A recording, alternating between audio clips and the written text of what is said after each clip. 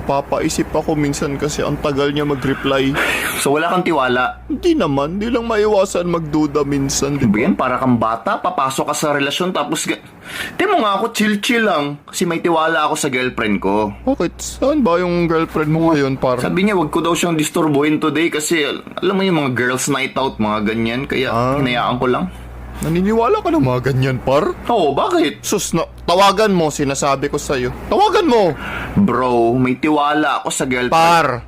Tawagan mo, bilis. Tawagan mo. Papahiya ka lang.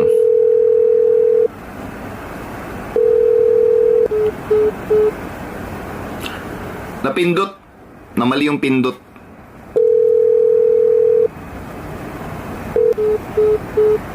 Busy nga kasi ata yun, bro. Ano ka ba?